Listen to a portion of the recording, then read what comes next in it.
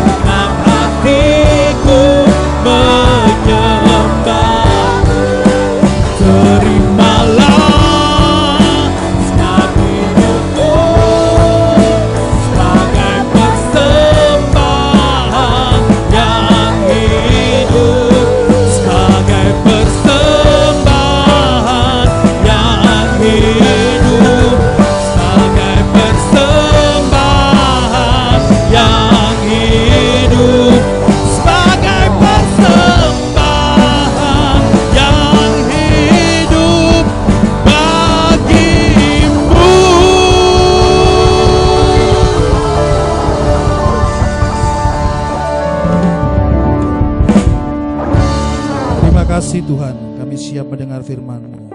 Berbicaralah Engkau melalui hamba-Mu. Dalam nama Yesus kami siap menerima berkat-Mu. Haleluya. Amin.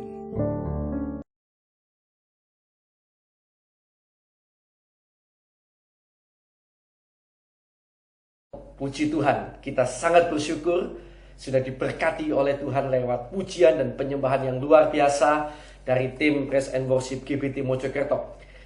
Kiranya itu akan mempersiapkan diri kita untuk bersama-sama mendengarkan firman Tuhan. Mari kita akan berdoa bersama-sama. Bapa, terima kasih Tuhan. Kami bersyukur buat para pelayan yang begitu luar biasa sudah Tuhan pakai untuk memberkati kami lewat pujian dan penyembahan. Kiranya Kau yang memberkati hidup mereka Tuhan. Kiranya Kau yang akan pakai mereka dengan lebih dahsyat lagi untuk hormat kemuliaan nama Tuhan. Dan sekarang Tuhan, kiranya Tuhan tolong kami. Urapan Roh Kudus-Mu kiranya tercurah begitu limpah bagi kami. Sehingga kami benar-benar bersama-sama mampu menjadi pendengar yang baik. Bahkan mengerti dengan baik, mengingat dengan baik. Bahkan menjadi pelaku-pelaku yang baik dari kebenaran firman. Biarlah kami bukan hanya menjadi pendengar, tetapi menjadi pelaku firman. Biarlah urapan-Mu bekerja bukan hanya bagi jemaat Tuhan, namun juga bagi hamba-Mu yang menyampaikan firman. Karena kami semuanya rindu diberkati oleh Tuhan dengan berkat-berkat rohani. Terima kasih Tuhan. Dalam nama Tuhan Yesus Kristus, kami serahkan doa kami dalam tangan-Mu. Haleluya. Amin. Puji Tuhan. Bapak, Ibu, Saudara yang dikasih Tuhan, hari ini adalah beberapa hari setelah peristiwa kenaikan Yesus ke surga. Dan pada waktu kebaktian kenaikan Yesus, di mana di sana juga kita ada perjamuan suci, kita diajarkan, diingatkan oleh Tuhan bahwa Dia yang sudah naik suatu saat akan datang kembali bagi saya dan saudara. Karena itu yang perlu kita lakukan adalah menjaga kesucian hidup. Seperti jemaat di Philadelphia, menjaga benar-benar kesucian hidup untuk menyambut kedatangan Tuhan kali yang kedua. Nah, hari ini kita akan melihat peristiwa di mana murid-murid sedang menanti janji Tuhan.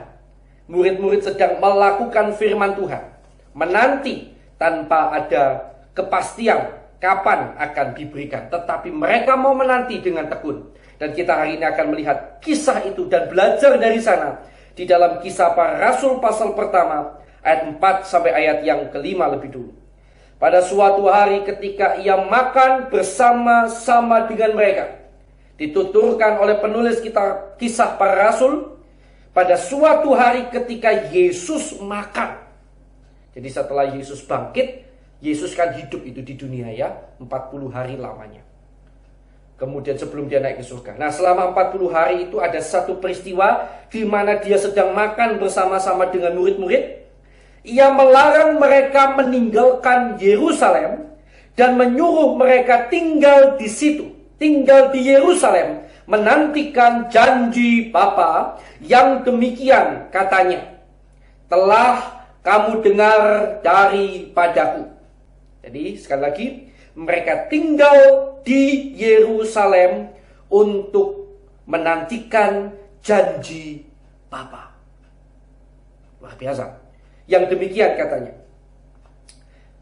telah kamu dengar daripadaku, sebab Yohanes membaptis dengan air, tetapi tidak lama lagi kamu akan dibaptis dengan Roh Kudus. Ini luar biasa sekali.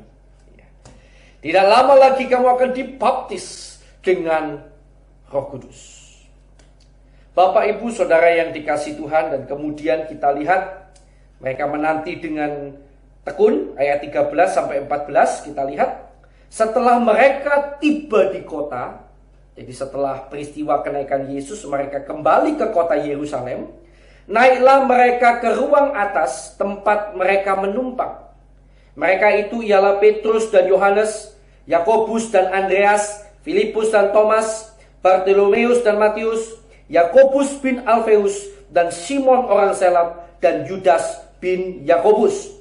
Mereka semua bertekun dengan sehati dalam doa bersama-sama dengan beberapa perempuan serta Maria ibu Yesus dan dengan saudara-saudara Yesus. Jadi mereka langsung melakukan perintah Tuhan. Mereka tidak pergi kemana-mana. Mereka masuk dalam kota. Mereka naik ke ruang atas. Mereka berdoa. Dan kemudian 10 hari lamanya mereka menanti janji Tuhan. Janji Bapa, yaitu pencurahan Roh Kudus.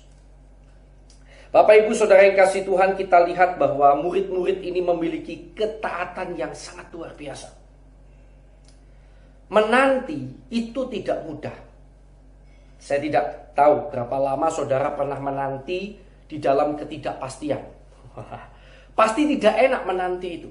Nah, murid-murid ini harus menanti, tapi tanpa pernah tahu kapan waktunya Tuhan akan memberikan janji itu. Jadi mereka betul-betul harus menanti dengan penuh kesabaran. Tetapi mereka mau menanti dengan sabar. Karena mereka tahu betapa pentingnya apa yang sedang mereka nantikan itu. Saya ulangi, mereka mau menantikan dengan tekun.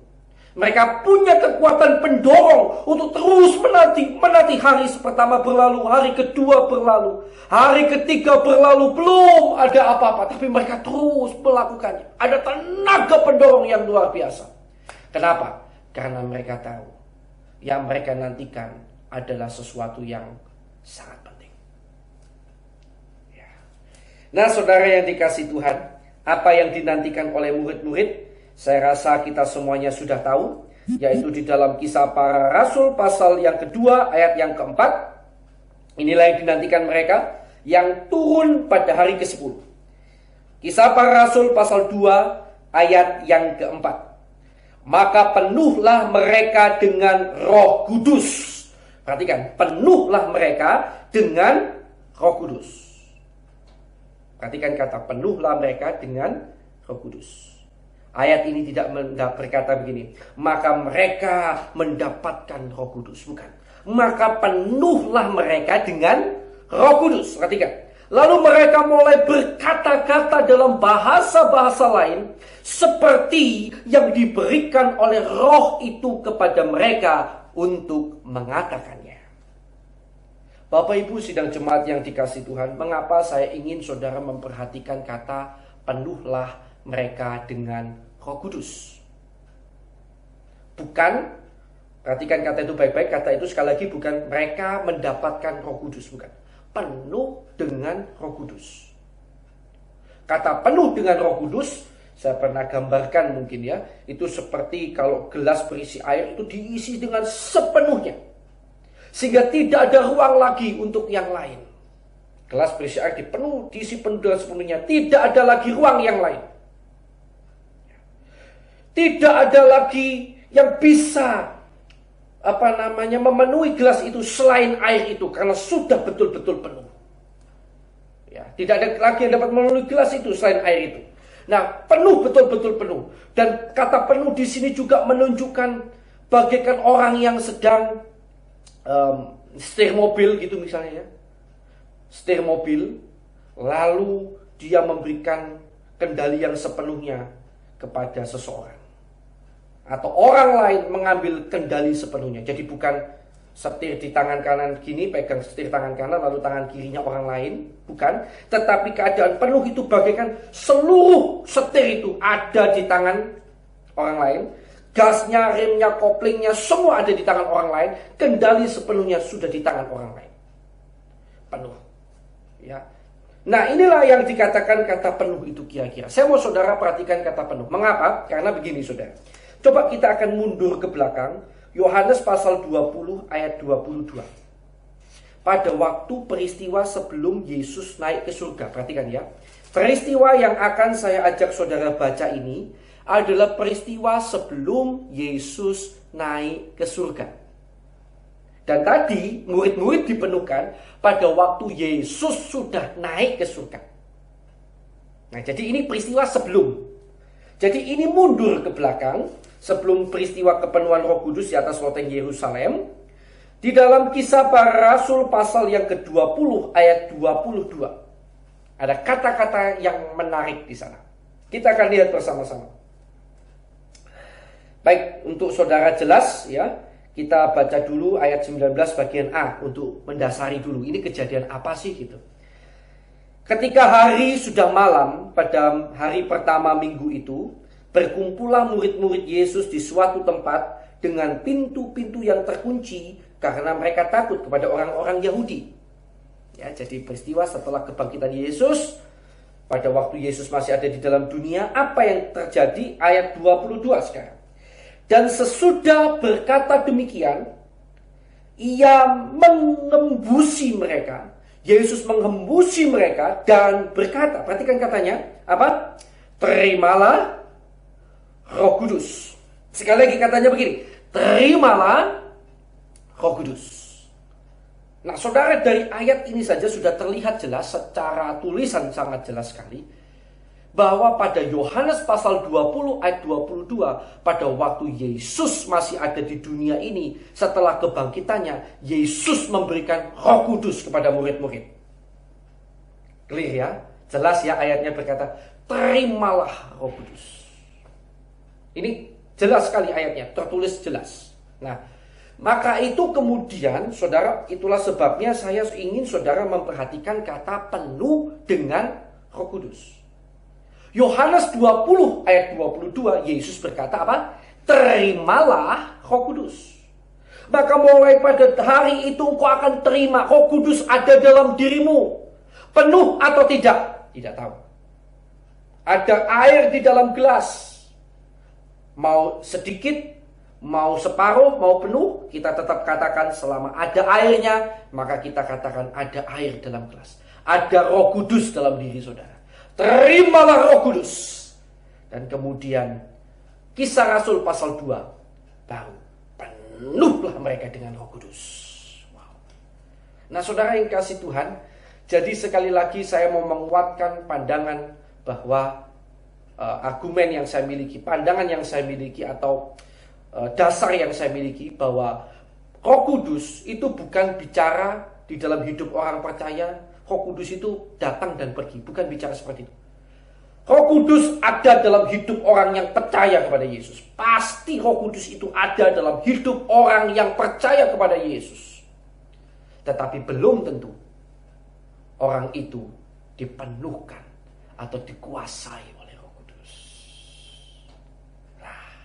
Dan murid-murid menerima kejadian itu, di mana diri mereka dikuasai Roh Kudus sepenuhnya. Kapan? Kisah Rasul pasal 2 ayat 4. Maka Petrus yang tadinya pengecut, takut mati, tiba-tiba dengan berani dia berdiri dan berkhotbah di hadapan orang banyak. Dan orang banyak bertobat. Ya, pada hari itu. Rubah. Kenapa dia bisa berani? Karena hidupnya bukan lagi dalam kendalinya. Roh Kudus yang mengendalikan keinginannya, mengendalikan dagingnya, sehingga dia mampu bertindak mengalahkan ketakutan kedagingannya. Dia mampu bertindak sesuai dengan yang Tuhan mau. Itulah momen orang yang dipenuhkan dengan Roh Kudus. Saya akan berikan bukti lagi ya. Mungkin untuk jemaat GBT Mojokerto, saudara sudah pernah dengar bukti-bukti yang saya berikan. Tetapi karena ada begitu banyak yang mungkin dari YouTube ini bukan jemaat GBT Mojokerto, pastinya perlu tahu ya. Saya ulangi lagi, karena itu saya berikan kepada saudara bukti yang lain. Sekarang kita akan lihat bukti yang lain di dalam Kisah Rasul pasal 4. Kisah Rasul pasal 4.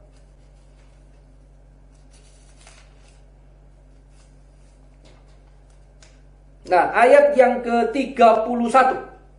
Kisah Rasul pasal 4 ayat yang ke-31. Jadi perhatikan ya timeline-nya. Jadi timeline-nya Yohanes 20 ayat 22 itu sebelum Yesus bangkit. Sebelum Yesus naik ke surga. Ya ini ya. Di sini Yohanes 20 ayat 22. Terimalah Roh Kudus. Yesus naik ke surga. Kemudian hari Pentakosta mereka mendapat kepenuhan Roh Kudus. Kisah Rasul pasal 2. Ya. Sekarang kita maju lagi. Kisah Rasul pasal 4. Ingat di sini sudah mendapat ada kata penuh dengan Roh Kudus. Ya. Kemudian maju lagi Kisah Rasul pasal yang keempat. Ayat 31. Baik, kita akan lihat. Mungkin kalau saudara mau jelas, nanti saudara baca saja dari ayat 23 ya. Saya hanya baca ayat 31. Dan ketika mereka sedang berdoa, perhatikan, pada waktu di loteng Yerusalem, murid-murid berkumpul menanti dengan berdoa. Kisah Rasul pasal 4 ayat 31, dan ketika mereka sedang berdoa, goyanglah tempat mereka berkumpul itu, perhatikan di sini, dan mereka semua penuh dengan Roh Kudus. Lalu mereka memberitakan firman Allah dengan berani. Perhatikan di sini saudara, di Kisah Rasul pasal 2 ayat 4, kepenuhan Roh Kudus sudah terjadi. Kalau memang kepenuhan Roh Kudus itu terjadi sekali, lalu kemudian permanen, dalam arti sekali dipenuhkan permanen sampai akhir hidup tetap penuh dengan Roh, maka tidak ada perlu dituliskan lagi Kisah Rasul pasal 4 ayat 31, di mana mereka semua kembali menerima kepenuhan Roh Kudus. Sekarang ya, di loteng Yerusalem mereka mendapat Roh Kudus, baik itu rasul-rasul maupun orang-orang yang ada di sana. Dan di Kisah Rasul pasal 4, orang-orang yang sama, dengan mungkin ada tambahan beberapa orang lain, jemaat lain ya.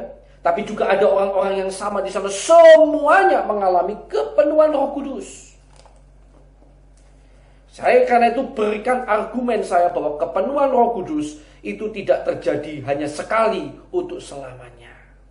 Roh Kudus diberikan memang sekali diberikan, dia langsung diberikan terus dalam hidup saudara. Dia tidak keluar masuk tidak. Tetapi kepenuhan Roh Kudus itu bukan sesuatu yang terjadi cukup sekali dan untuk selamanya, tetapi harus terjadi berulang kali.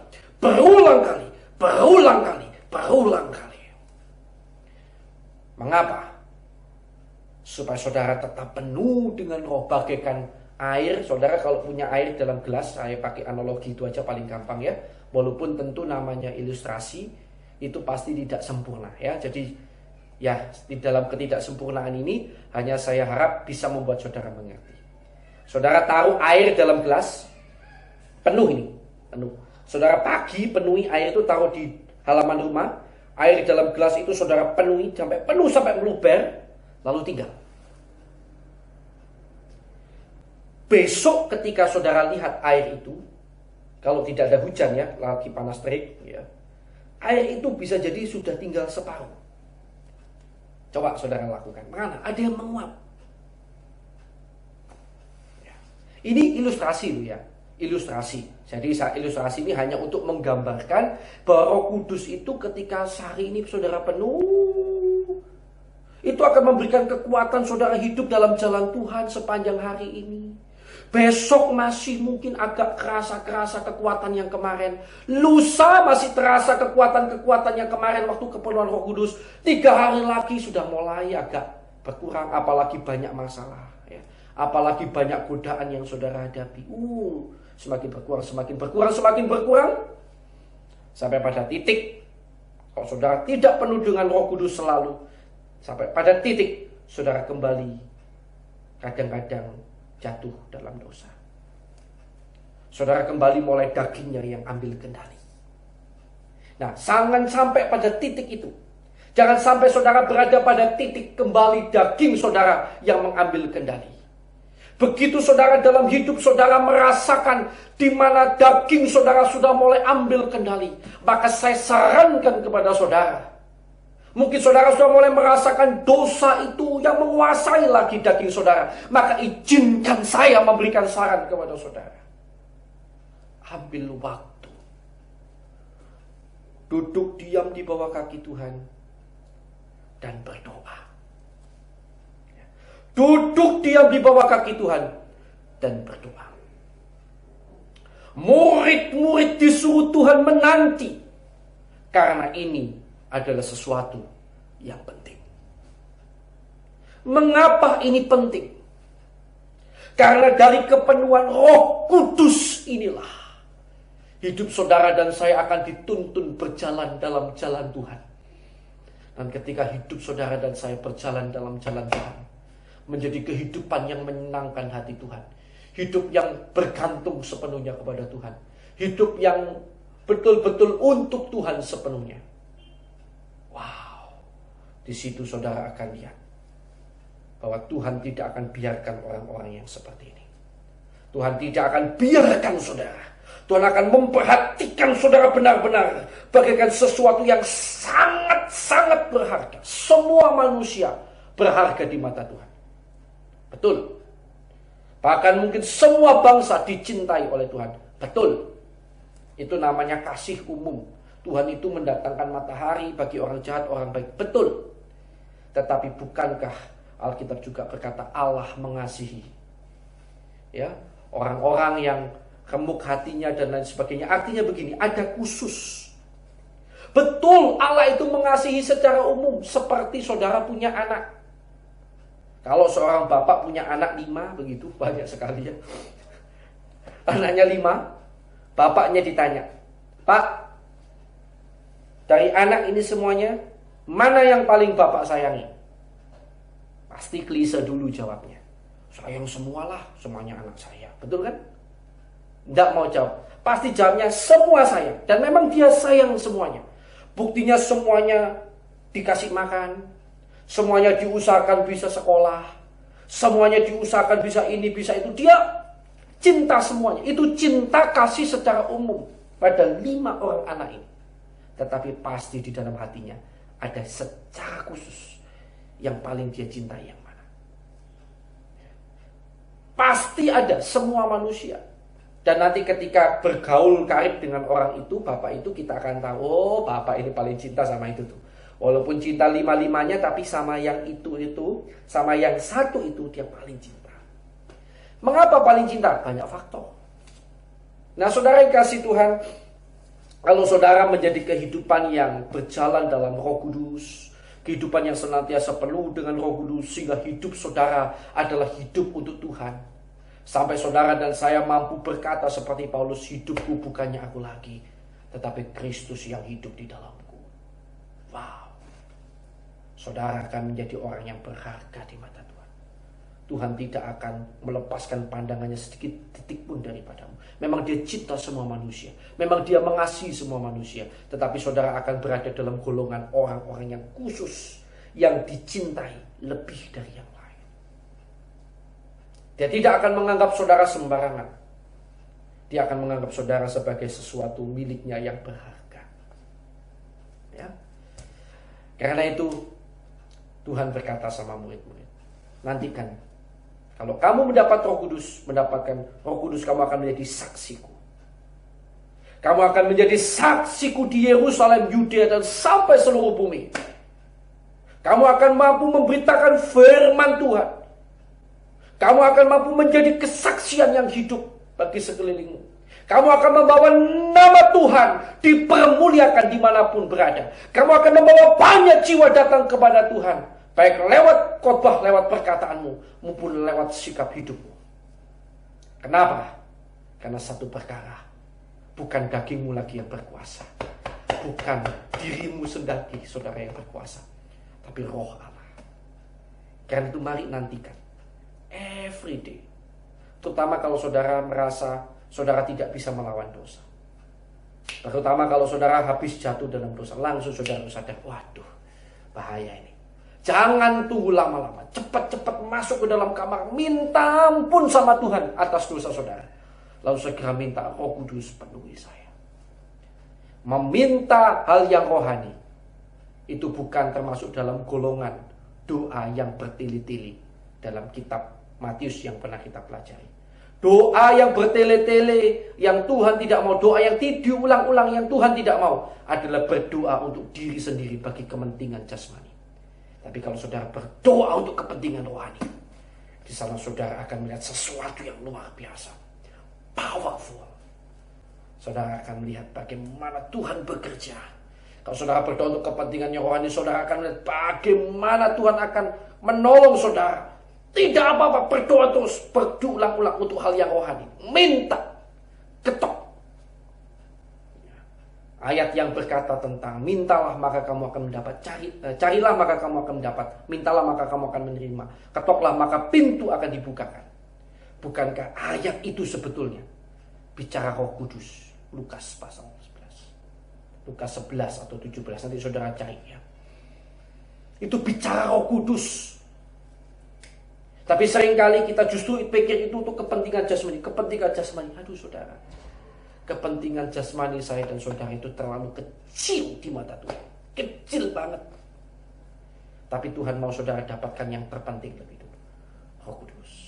Di hari-hari menjelang Pentakosta ini, biarlah kita terus hidup menanti Roh Kudus.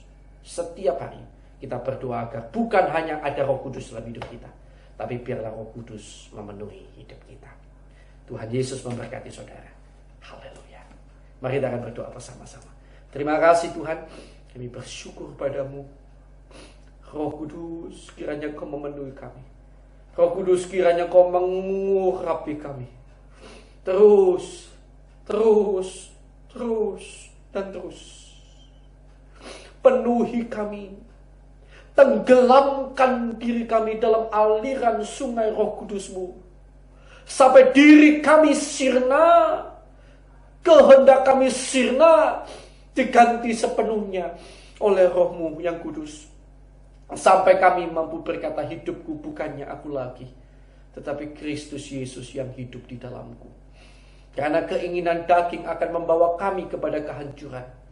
Tetapi kalau kami mengikuti keinginan Roh-Mu, di situ ada hidup dan damai sejahtera. Kami mau hidup bagi Tuhan. Tolonglah kami, penuhkan kami selalu dengan Roh Kudus. Berkati sidang jemaat, anak-anak-Mu yang mendengarkan renungan ini pada hari ini.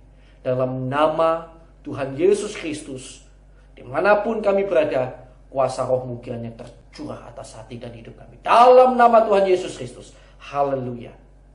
Amin. Tuhan Yesus memberkati saudara.